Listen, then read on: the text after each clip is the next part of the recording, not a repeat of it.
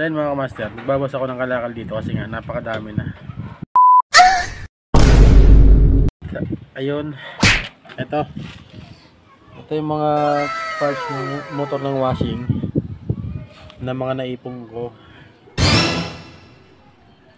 Ipapakilo ko na siya para kahit papaano meron akong income. Guys, kasi absent ako ngayon sa trabaho at napakaramdam. Ayun, ipapakilo ko muna ipambili ng merienda. So marami din to. Hindi ko alam kung magkano abot, ilang kilo to. So, sana makadami tayo para marami ang pera natin. Nagkakarga ko nga pala dito. Hindi ko na nga pala babaklasin to kasi ang laman naman talaga nito ay hindi na tanso, kundi aluminum na. Kaya papagod lang tayo. Ayan.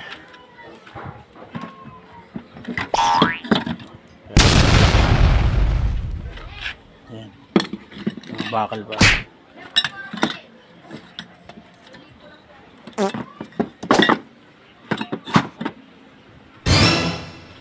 Mabigat din. Yan, mabigat oh.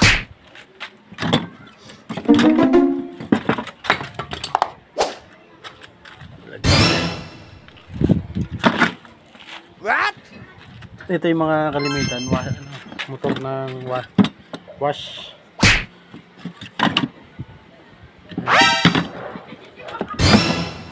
Ano mga master, okay na. Dito mga natira dito, mga spare parts lang yan.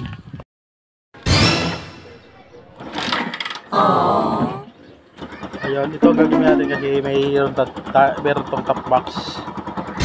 Ito si Speed, wala yung top box.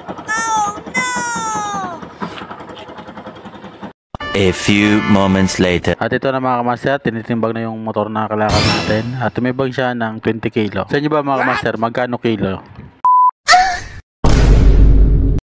Mga master, ito nabili natin. Sukal, harina, saka tinapay, pang merienda. Ayan. Ayan. Hindi na masama. Kahit pa paano nagkaroon tayo ng merienda.